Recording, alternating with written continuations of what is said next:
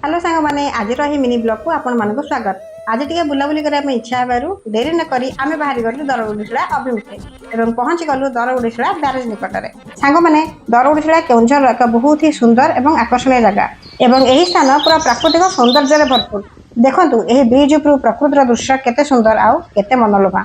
देखंतु चारिपटरे पहाड़ एवं मझिरे एही सुंदर जगह।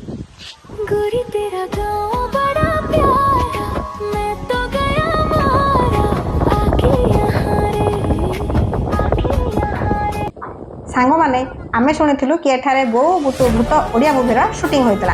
तेणु कौन है ना सांगर आसुवा पिला माने जो माने कि मन मन निजे हीरो भावुंट से कंट्रोल न कर निज निज मुवी शूटिंग कर व्यस्त रहीगले।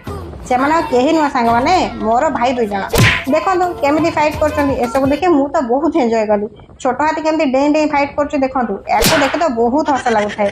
मु तो डिमांड करी आउ थे से बहुत मजामस्ती करते आमको एंटरटेन करते। ये भाई मोर तो डांसिंग हीरोटा तेणु सी कंट्रोल कर मझे मझे डांस भी कर दौर। देखो केमी नाची नाची से आगे जाऊँगी। ब्रिज दुई साइड दृश्य केते नियारा।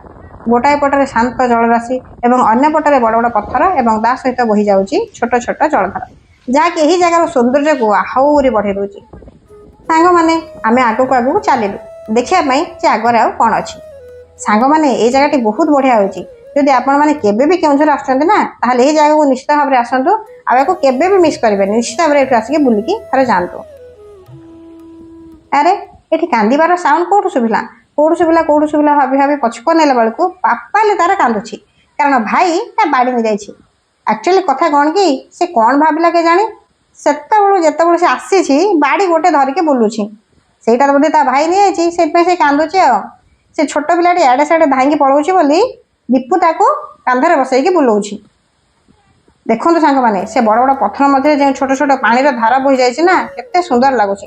मो मन तो एठू जमारू छाड़ू नाला से गोटे बेबी तार ता कम पूरा व्यस्त। बहुत मन था तौक जा जगह बुली आसापी किसी फटो उठापी किंतु जाई पार्लेनी कारण पाग टे मेघुआ थिला एवं वर्षाटा भी माड़ी आसला। देखंतु केते जोरे पवन बहुची सेपटे पूरा अंधारिया देखा देखो देखो भलसे देखो। तेणु वर्षा हवा भाभी आम आ डेरी नक घर को पलि आसलु। देखंतु मो भाई माने भी दरगुड़ीशिला को बाय बाय करदेले। एक्चुअली समस्त बुलाबुली कर बहुत थकी गलु आ इच्छा थिला भी बुली हेबनी कारण वर्षाटा जोरे माड़ी आसला। तेणु घर को जल्दी जावाक पड़िबो। सांग माने आज एतिकी पुणी देखा आ एक ब्लॉग रे बाय। जय जगन्नाथ।